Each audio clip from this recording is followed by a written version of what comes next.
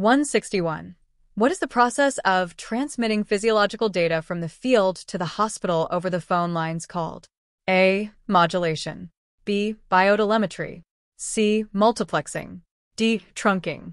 Answer: B. Rationale: transmitting physiological data over phone lines is called biotelemetry. 162.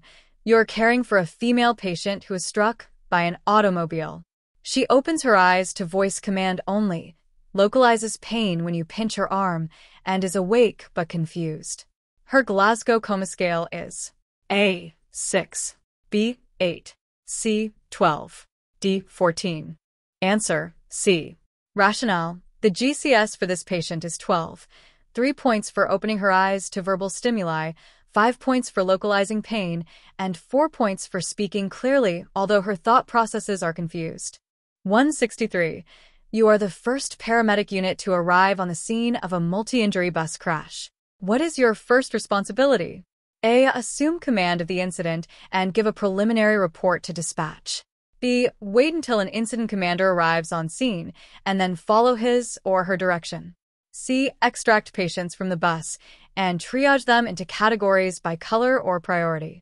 D. Review and evaluate the efficiency of site operations up until your arrival. Answer: A.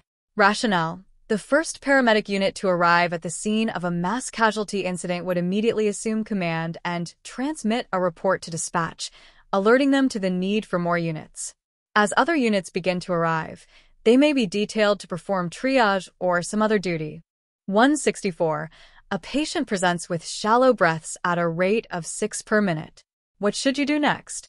A. Initiate IV therapy. B. Check for carotid and radial pulses. C. Administer positive pressure ventilation with a BVM. D. Identify the specific cause of the respiratory distress. Answer: C. Rationale: the respiratory rate is too slow and must be corrected immediately with ventilatory assistance. 165. Under the START triage method, which patient would receive immediate respiratory treatment without further assessment? A. Male, no respiratory effort. B. Female, respirations, 12 per minute. C. Male, respirations, 28 per minute. D. Female, respirations, 38 per minute. Answer: D. Rationale: in the START system, a patient with respirations greater than 30 per minute would receive immediate attention.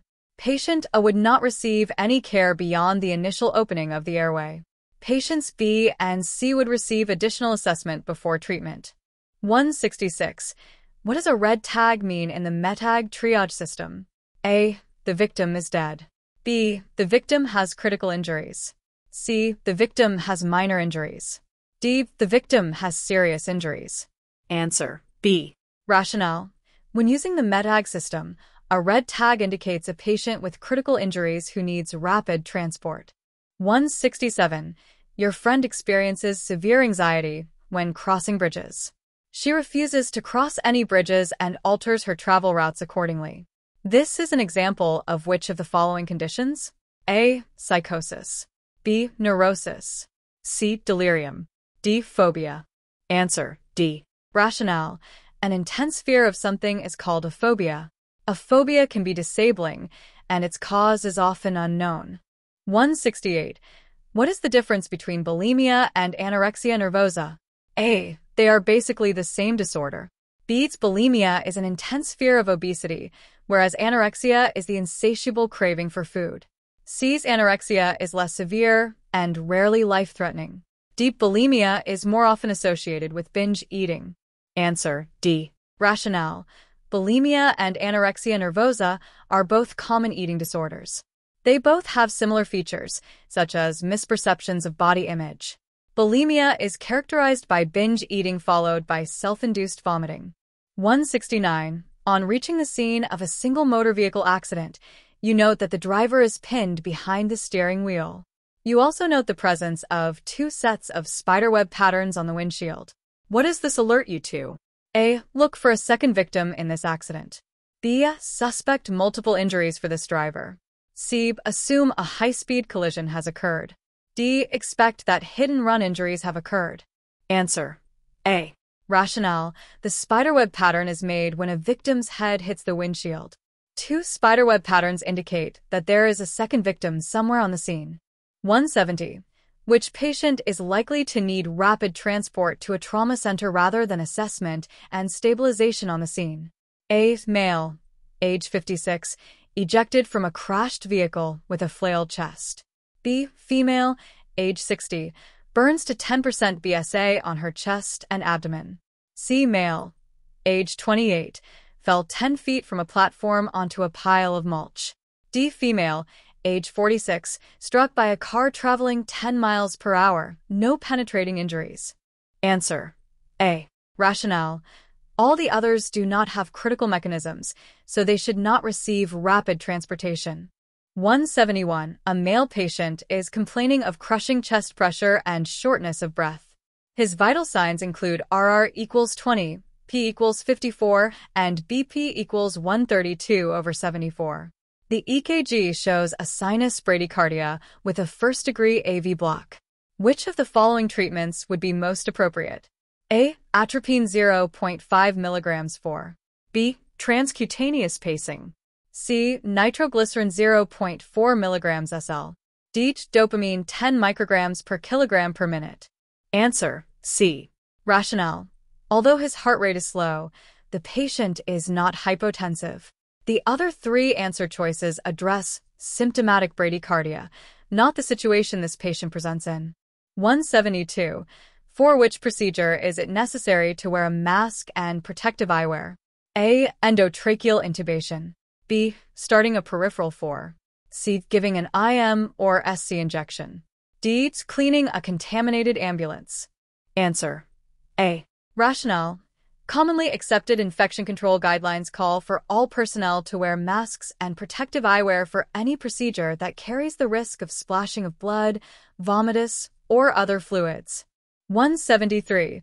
What is the most common job-related source of HIV infections among healthcare workers? A. Assisting at emergency childbirth. B. Direct contact with the patient's skin. C. An accidental needle stick. D. Breathing contaminated air. Answer: C. Rationale: accidental needle sticks are the most common source of work-related HIV and hepatitis B infections in healthcare workers. 174. What is the leading cause of death among the elderly? A. Metastatic cancer. B. Respiratory disease. C. Accidents and falls. D. Cardiac disease. Answer: D. Rationale: cardiac disease is the leading cause of death among the elderly. 175. What should you do when confronted with a patient whom you suspect to be a victim of elder abuse? A. Ask the patient if he or she wants or needs your help. B. Quietly confront the family with your suspicions. C. Report your suspicions to the appropriate authority. D. Search the family's medical records for prior signs of abuse. Answer: C. Rationale: report your suspicions promptly. Many states have laws requiring you to report any suspicions of child abuse, elder abuse, or domestic violence. 176. Your patient is 2 years old. How can you reassure her before listening to her chest with your stethoscope? A. Explain in detail exactly how the stethoscope works. B. Gain her trust by letting her listen to your chest first. C. Hold up the stethoscope so she can see it won't hurt her. D. Let her take the stethoscope apart so she isn't afraid. Answer: B. Rationale: toddlers can often be reassured by being allowed to handle unfamiliar objects. They will not understand detailed explanations and should not be allowed to disassemble equipment. 177. Battle sign and periorbital ecchymosis are classic signs of which of the following conditions? A. A basilar skull fracture. B. Intracerebral hemorrhage. C. A subdural hematoma. D. A depressed skull fracture. Answer: A. Rationale: battle sign is the black and blue discoloration just behind the ears. Periorbital ecchymosis is black and blue discoloration around the eyes, also known as raccoon eyes. Both are classic signs of a basilar skull fracture. 178. There are many factors to consider when assessing a patient for suicide risk. Which of the following accurately accounts for one's suicide risk factor? A. Young women commit suicide more often than young men do. B. Generally, men attempt suicide more often than women do. C. Caucasian males over 85 years of age have the highest suicide rate. D. Suicide is the leading cause of death in Hispanic women under 30. Answer: C. Rationale: women attempt suicide more often, but men are more successful at it. Also, men choose more deadly means.